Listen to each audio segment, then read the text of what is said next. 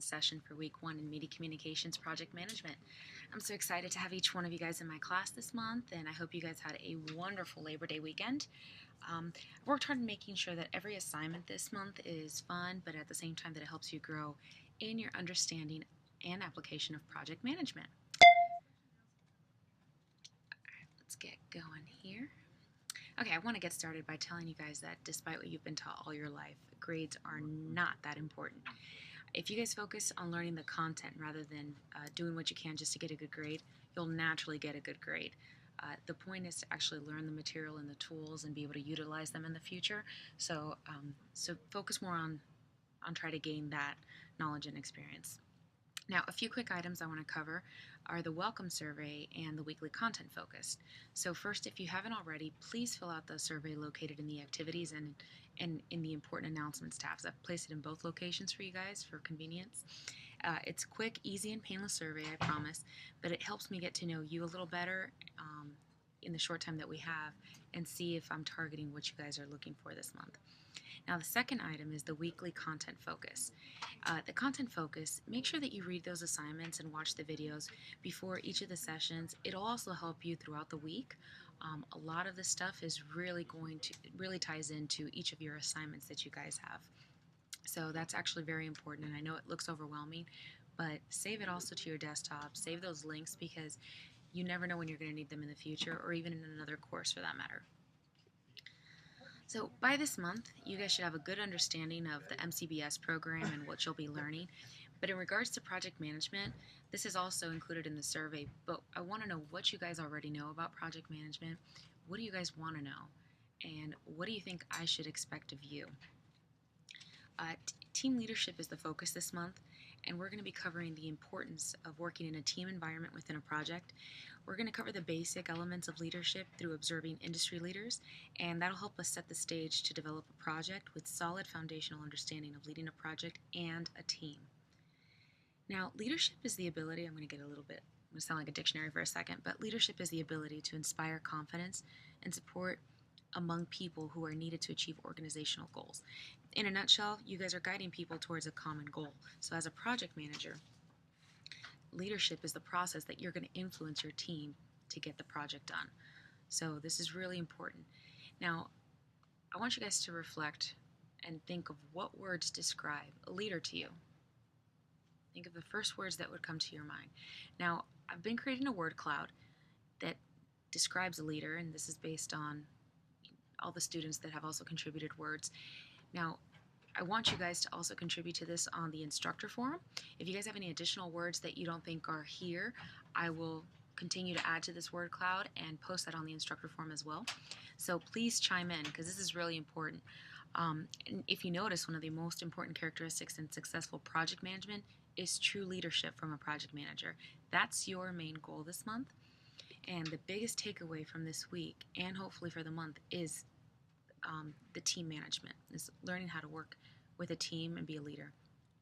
Now, no matter what industry you focus on within media communications or even in business, there really is nothing more important than teamwork.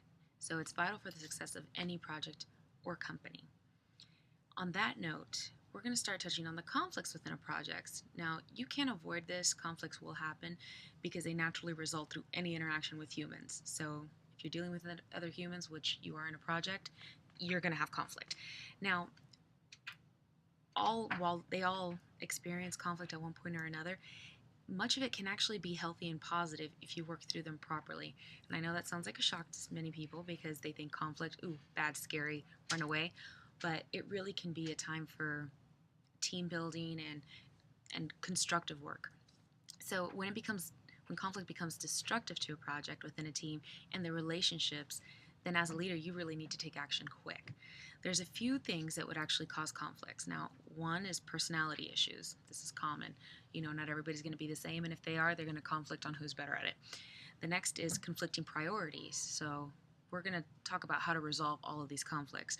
Another one is stakeholder disagreement. Now, your stakeholder, those are your clients. Those are the most important people aside from your team because they're the ones that really decide the budget. They decide when they need something, and they call the shots for the most part. Tight schedules. We're going to definitely talk about this next week in time management. And technical issues. It seems pretty basic, but there's some great examples of technical issues and how they've gone awry within a project and how they can really cost millions and be disastrous if you guys don't if they don't learn how to resolve the conflicts. Now, these all are considered root causes of conflicts within the project environment. Now, the determining factor in your effectiveness as a project leader is how you deal with these issues. They will happen, they will arise, but how you deal with them makes the big difference. Now, there's several ways to work through these conflicts once they have occurred. So, we're going to just go through a few steps. One, first make sure that each team member is aware of their role within a project and identify who does what. You're going to be doing that this week with your celebrity project. You're going to research these celebrities and you're going to find out who does what and who will do it best. And you do that when you assess a normal project and your team members as well. Second, you're going to take a direct interest in the conflict and find a solution instead of pushing it aside and trying to confront both parties and confronting both parties involved. So don't push things aside. Make an interest in the conflict and find a solution. And if you don't like confrontation, you're going to have to learn how to deal with that as a project manager, because if you run from it, you're just trying to take the easy way out, and things really need to get resolved fast. If they get pushed under the rug, it's going to cause problems later. Another way to work through conflicts is to arbitrate the conflict and listen carefully to both positions and make your decision. This is very similar to a judge. This is based on what was presented and how it'll best help the team and project. Many times as leaders, you have your favorites or you have the people that you think will do a better job, but when it comes to resolving conflicts, you really have to take the time to listen to both sides and be a mediator and an arbitrator, as opposed to choosing favorites and causing even more conflict. Now, not all conflicts require immediate solutions, and I know that sounds odd, but if the conflict is heated, it actually may take the parties involved a few days to calm down before making any rash decision. So if the two parties involved, they rather not interact much together, now try to accommodate that to limit their interaction for the productiveness of the whole team environment and ultimately the project. I mean, if you have a lot of distractions that cause more conflicts, chances are that project isn't going to do so great. And many personalities just find it difficult to work together. It's not your job to fix that. So project manager is not the counselor. You're not the psychiatrist. You're not the psychologist. You're not going to fix people. You need to work on a project. So if you feel that there's two people or more that just they really are butting heads and their personalities really clash, try to find a way to accommodate them in the most resourceful manner where you're utilizing their strengths, but separating them from maybe other teammates that cause a lot of friction. So just make the most of the team that you do have, and that's the most important thing. Whatever you do, do not practice lazy management. That's basically saying that you're avoiding the conflict altogether just because you don't want to confront and look like the bad person. And I know everybody likes to be the favorite, but you're a project manager for a reason, and you have to manage the project. That's your goal. So don't be afraid of conflict, because you can really use this to be a team building experience. Okay, so while there's no such thing as a perfect team, there are ways to be proactive in team building to create a great team environment, even with conflicts. In the book Organizations by March and Simon, there's 5 rules for developing commitment to a team that I really love, and I highly recommend them. So we're actually going to discuss them right now. The first is have team members interact frequently so that they gain a sense of being a team. Now, these are all, the job of a project manager, just because you need to create that team environment. Typically, you get people who have normally not worked together in such close proximity or on a same project together, or, and again, with the similar conflicts that arise, they have never learned to work with one another.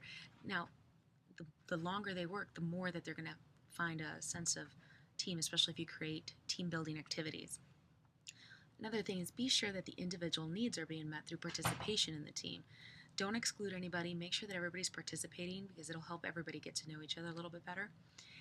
And let all members know why the project is important. People don't like working on bad projects or projects that they don't understand. Communication between the entire team is crucial, as well as the why behind the project. If you explain why this project's even existing, they're more likely to get on board and actually share either the passion or the end goal. And if they don't understand why, they're really not going to see the big picture, and they're only going to work in a very limited, they're only going to use their abilities to a limited degree, because they can't see how else they can fit into this picture. So it's your job to help them see the big picture as well. Now, make sure all the members share the goals of the team, because one bad apple can spoil the barrel. If you have one goal and they all have ulterior motives and you guys are not on the same page, there's going to be a lot of distractions that can eventually build a conflict, and you may not even get your project accomplished successfully just because everybody's having their ulterior motives succeed before the actual teams. And finally, keep the competition within the team to a minimum. Competition and cooperation are opposites. Let members compete with people outside the team, not within your team. Teams don't happen, you've got to build them, and good leadership builds on good teams. So keep these 5 elements in mind anytime that you're in a project team that you have to create. Since leadership in the world is often recognized by its accomplishments, there's 2 leaders I do want to focus on who did some serious turnarounds in their respective industries. After 35 years with Boeing, Alan Mulally decided to join Ford as CEO. At the time, Ford was a sinking ship. They weren't doing so great. They were in a 2-year slump, and they had no prospect of relief in sight. So with a few changes, he revived thriving models. He negotiated to borrow against the assets. He dropped some poor divisions. And not only did those efforts pay off, I mean, it seems he came in there and did, a heck of a job. Ford was the only U.S. auto company to refuse government bailout money and avoid bankruptcy proceedings when that happened a few years ago. Now, his leadership took a company that could have drowned in debt, and he revitalized its brand and finances to be one of the leading automakers. Alan is clearly a great example of leadership. If you just Google his name, you're going to find, hundreds of articles on leadership. Hey, Jonathan, welcome to the training session. The next leader that I wanted to discuss was Jack Welch, because on the other hand, he took over as CEO of General Electric, which was a corporate powerhouse, so quite opposite. Ford was, going under, while General Electric was actually on the top of its game. They had strong finances. They were a household name around the world. Within a couple of years, he actually started revolutionizing that company as well. He started selling underperforming divisions, cutting jobs, which a lot of people hate, and it seemed ruthless. But his brisk manner and his willingness to lead by personal example, as well as his attention to detail, they actually paid off because he lifted GE to the highest level of corporate profitability. When he retired in 2001, Jack had overseen the transformation of this company, of General Electric, into a firm with one of the highest market capitalizations based on stock price in the world. So he took a company that was already looking good and just skyrocketed it to the next level. Right now, I don't know if you guys have taken the time to watch the Zappos video in the content focus, but we're going to do this real quick. And what if once a year your company holds a bald and blue day? If you want to show company spirit, you can either shave your hair or dye it blue. And imagine if one of the people shaving his head is your boss. You're not nervous at all shaving the boss? It must be special if you can hold the blade to the CEO's head. Welcome to the rather wacky world of Zappos.com. It's an online shoe and merchandise company where business as usual is anything but. I like it. At a time when many retailers are struggling, Zappos, derived from the Spanish word for shoes, zapatos, is thriving, thanks in part to a unique company culture and its 36-year-old CEO, Tony Hsieh. Our whole belief is that everyone's a little weird somehow, and so it's really more just a fun way of saying that we really want people's true personalities to shine in the workplace. Tony Hsieh so believes he's learned how to create both passion and profits that he's outlined his philosophy in delivering happiness. The book is another way to help spread the message that it's possible to actually make employees happy, make customers happy, and still make investors happy, and still have profits. He's not kidding. Zappos is now so successful that last fall Amazon paid $1.2 billion to acquire it. Tony Hsieh, who works out of a cubicle and earns as CEO less than $37,000 a year, never imagined he would one day run a shoe store. I'm not a shoe person at all. I used to wear one pair of shoes for 2 years until there were holes and it was falling apart, and then buy another pair. In fact, as the oldest of 3 boys growing up in California, Shay was supposed to be a doctor, or at least that's what his parents had in mind. I think their mindset was, the goal of childhood is to get into college, and then the goal of college is to eventually get into grad school so that you could put a PhD or MD at the end of your signature. Shay was also expected to master music, and one instrument was not enough. I ended up playing piano, violin, trumpet, French horn. But even at that early age, he showed a flair for doing things his own way. To avoid practicing every day, Shay would lock himself in his bedroom and play recorded tapes of himself on the piano. His mother only learned about his deception when she recently read about it in his book. My mom had an interesting reaction. She was like, oh, that part about you recording the piano, I know that didn't really happen. You just wrote it to make it a better story. After graduating from Harvard, naturally, Shay joined the .com craze. In 1998, he sold an online venture, Link Exchange, to Microsoft and walked away with over $30 million. He was just 24. And then Shay decided to invest in a tiny internet startup. I really miss being part of building something. So within a year, I ended up joining full-time at Zappos, and I've been with Zappos ever since. But selling shoes on the internet presented a particular challenge. People were used to trying on shoes before buying them. Purchasing online meant customers had to take a risk. So the challenge is, how do you get customers to try out Zappos for the first time? So Zappos began offering something very few other companies do: free shipping and free returns for up to a year. It worked. And while many companies cut costs by outsourcing their call center overseas, Zappos Center is in Las Vegas, where the operators are all members of something called the Customer Loyalty Team. You're very welcome, Monica. Have a great day. We view our call center as a branding opportunity. Every phone call is a branding opportunity. Every operator is given discretion to do what it takes to make a customer happy. Hey, you have a fabulous trip, and blow a kiss at the Eiffel Tower for me. So there are no planned scripts, no time limit to phone calls, as we discovered when we called last month. Thank you for calling Zappos. This is Christy. How can I help you? Christy, I'm looking for a good summer shoe.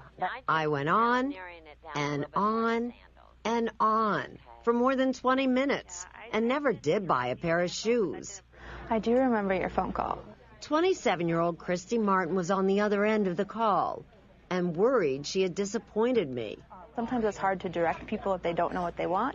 So you'll let someone prattle on as long as they want? Yes, pretty much. Do you remember which actress in this movie had the boots? Another operator patiently worked with a customer trying to find a pair of boots she saw in a Lifetime television movie. Is it on YouTube? Cries in the Dark. I'll watch it. I'll watch it with you, and we're going to find something out here. But Zappos isn't just about making customers happy. Shay is determined to make his 1,400 employees happy as well. We want all our employees to really think of their work here not as a job or not as a career or something to build their career, but really as a calling, a place where they want to be at for life. Along with full medical insurance, there are free meals. Feel like singing? Want a pinball break? We found happy employees everywhere, even at the Kentucky warehouse, where many have what would seem to be physically exhausting and mind-numbing jobs, like shoe picker Mandy Rager, who came to Zappos 3 years ago. A friend of mine told me about it, and she suggested that I should check it out, and I was like you, I was skeptical, and I'm like, yeah, right, no place is that great, that's why they call it work, so... But then I got here and I realized, you work hard, but, the reward you get is greater than that. The company is so determined to get dedicated workers that it will test their loyalty by offering them money to quit. Christy Martin, who started work right before Christmas, turned down $3,000. Where else are you going to find a job that's as good as this, and especially in this economy, you know, a job that's going to take care of you. That sense of security, as well as company benefits, seem to matter more than the salaries, which are on par with Zappos competitors. I think a lot of it boils down to empowerment. Employees at Zappos feel empowered. Stephanie Mehta is executive editor at Fortune magazine, which for 2 years running has put Zappos.com on its list of best companies to work for. They feel respected. They feel as though they have the ability to make decisions on their own. But to an outsider, all these really happy people in one place, all willing to shave their heads for the company, it can be a little off-putting. There is a risk with having so many optimistic, like-minded people all working on the same project. And Stephanie Mehta wonders if happy employees are always a good thing for a company as it continues to grow. One does wonder if they are getting the full range of perspectives, including customer perspectives, if everybody is so cheerful. But Tony Shea is not bothered by the criticism. When you have the little Z's on people's cheeks, you could understand why people would say, ooh, it feels a little cult-like. You mean that's not normal? He's hoping it's only a matter of time before other companies follow his example. You know, ultimately, we believe that it's making the world a better place.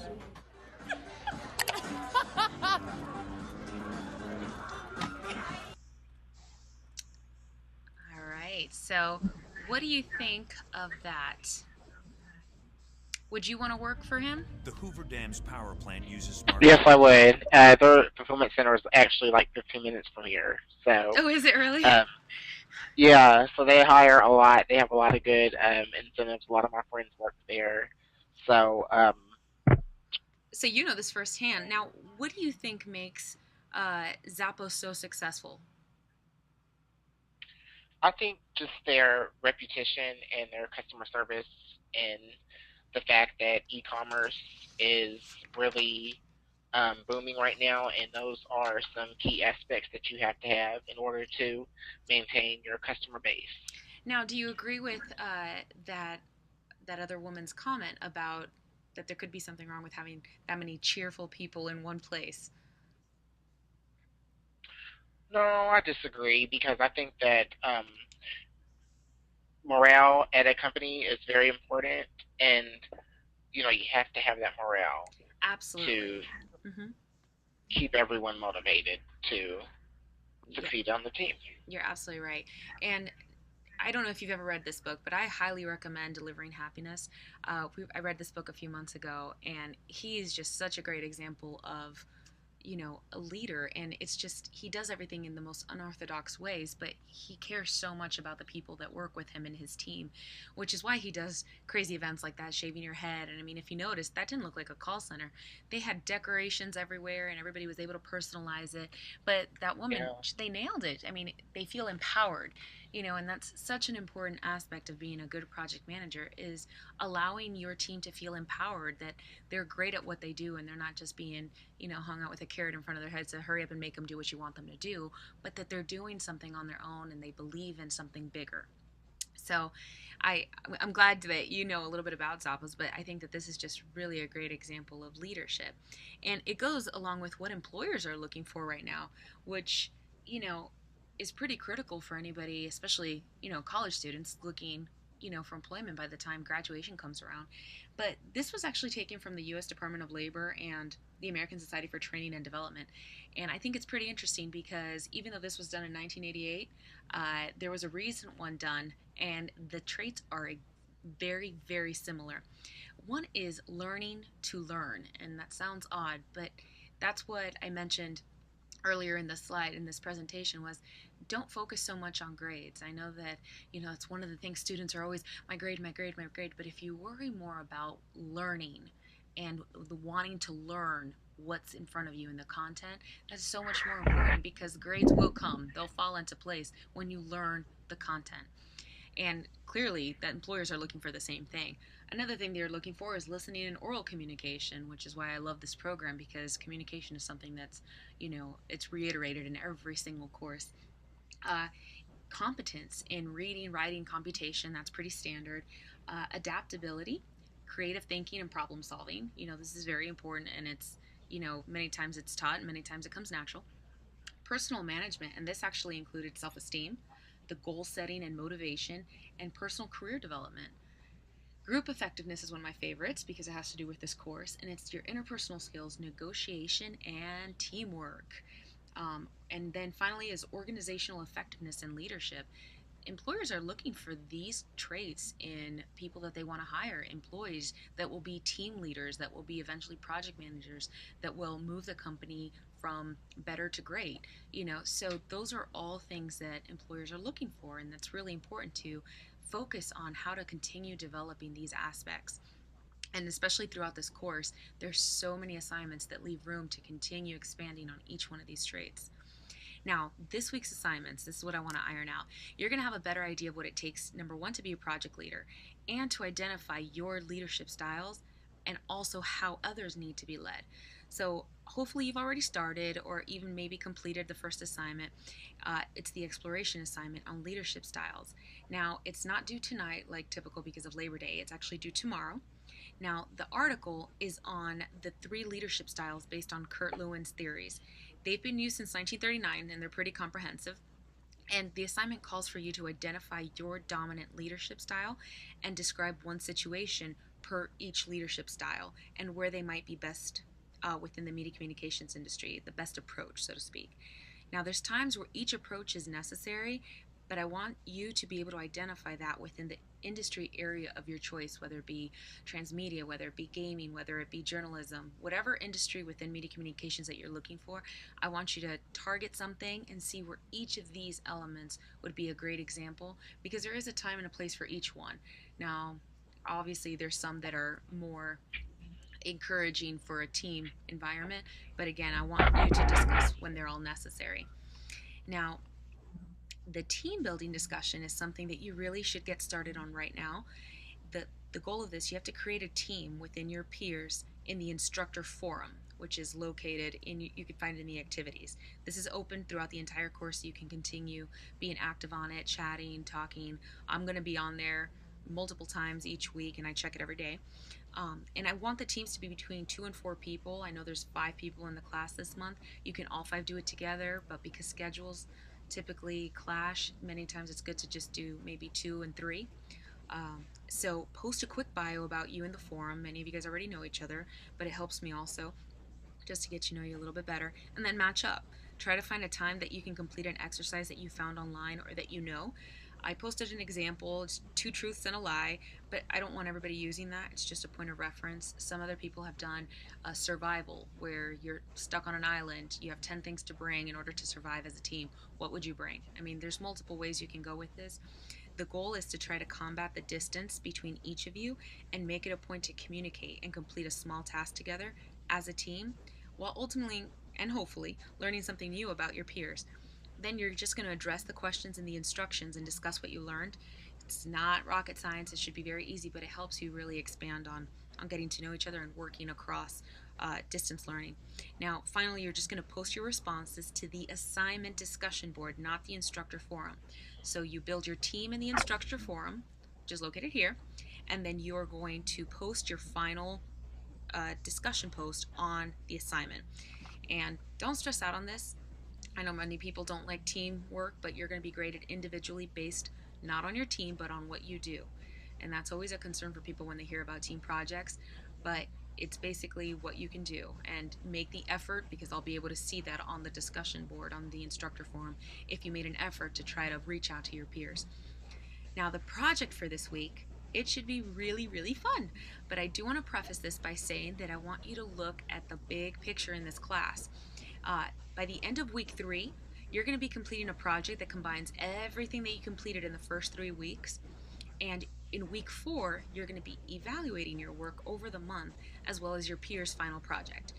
Now, for the final project, I want you to start thinking right now about a project that you want either into your industry or in your local city, something that there's a need. So I do want to encourage you to try to find a company that you would like to work for after graduation and look at what projects they do for a living. What work do they do? I want maybe create a project based on what they do that can actually you can use in the future as a portfolio piece or even as part of your resume when you apply with that company. You never know where it can go. And you'll hear me say this week after week after week. Treat every piece of work that you do in this program as a portfolio piece. That is going to be monumental to your resume and everything that you do. It's just going to be so good for you. Now, the celebrity project, I've already assigned the celebrities to you. I've sent them to your email addresses and I also posted them on the instructor forum. You're going to need to create a project. It could be the same one that you use on your final project, or it could be one that you just want to use for this specific project. But either way, you need to create something.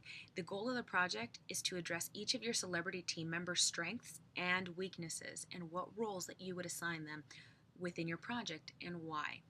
Now, each of the celebrities I'd assigned come from either sports, film, television, business, gaming, or the music industries. Research these celebrities, make sure that the roles that you assign them are compatible to their strengths. Now, keep in mind that many of these celebrities, they're much more than the industries that they are in. Like Angelina Jolie is a great example. She's proven herself as a humanitarian. She's part of the UN. She's a huge children's activist. Each of these individuals, they have skills that are valuable assets not only in a project team, or they're valuable assets in a project team, but dig deeper into what those are, and you're going to create a great team, not a mediocre one. I want you guys to have freedom in how you submit this project. Be creative. Just make sure that all the requirements in the instructions are met. That's the most important part. Now, the celebrities, for the most part, you guys are going to know all of them, and if you don't, it doesn't take long to research them, because even the ones that you think you don't know their name, by the time you look them up, you're like, oh, that's who did those projects. And so all of that will make more sense. Now, many of the assignments throughout the month, I really want to give you guys creativity on how to submit them. So they may be submitted as videos. But please, please, please, please follow the directions outlined in the assignments on how to do this. You will be docked points, and I hate doing that for something so simple. But the videos must be uploaded into YouTube as an unlisted link and embedded into the discussion board.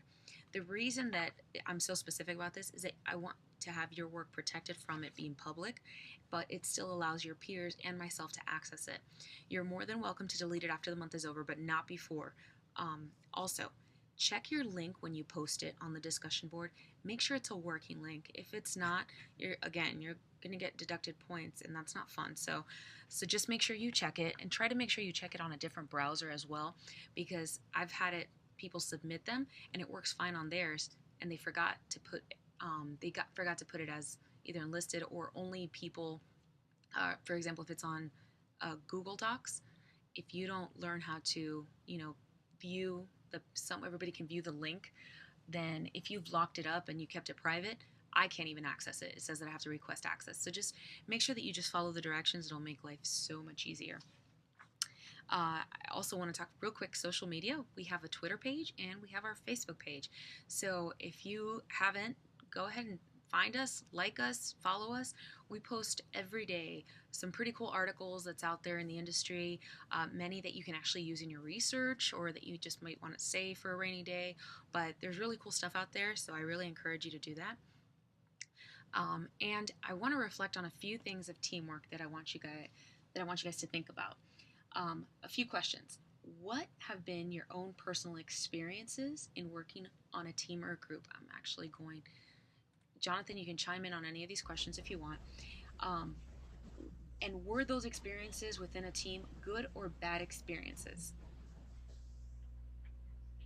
Well, experience I had working on a team was when I was graduating from the Atlanta Broadcast Institute. I was given the opportunity to go out in the community and start a business with some of my fellow classmates. Mm-hmm. So it was a very good experience and opportunity to work with them. However, it was in 2005, around the time when Hurricane Katrina hit, mm-hmm. and we had experienced some difficult times with some of the influx of citizens into the city. Right. So it was a good experience with the team. Good. Did you find any benefits or drawbacks from being part of that team? No. Okay. Now, Just it's small. That was a drawback. Sometimes you need a larger teams. I think I work better with bigger teams. And it's great that you understand that about yourself as well. Now, why do you think teamwork is or is not important in media communications? Teamwork is important because a lot of times you're exposed to different aspects of media when you're involved, whether you're in television, radio, PR, marketing, it all ties in together. So you're going to be working with a number of people no matter what you do. Absolutely. No matter what your position is. So. Yep. And that's kind of what I want to reiterate, especially teamwork. I mean, the projects this week are really built to help you understand not just yourself, but how to manage those around you. That's why the 3 leadership styles, I think if you guys can really nail that, there's just 3. If you understand who you are and how to use each one with different people, that can really be a make or break it, for you and out there in the industry, in whatever position you have in the future. And it helps you learn to analyze the way people like to be led and could really make you into a great leader. And employers see that, bosses see that. They can see the difference in someone who knows how to work well with others and people who are resistant to working in a team or working with other people. So excellent. Thank you so much for contributing information there. Now, the next GoToTraining session is next Tuesday. Every week will be at 4 p.m. And I'll always send out the link about an hour before if you haven't registered already. And next week, I can't emphasize how important it is. It's time management. And we're going to discuss a little bit of what we did here, but that's going to tie into week 3, which is budgets. Budgets and time management, they really go hand in hand. So, because we're going to be discussing schedules as well. So try not to miss that if you can. And if you miss it, please watch the archive. And finally, as you work on the assignments this week, just think about, again, what we talked about. Reflect on, why is team leadership important? How do you think you can apply this to the future or even the future in this program? And feel free to contact me with any questions. I just ask one thing. Don't wait for the last minute.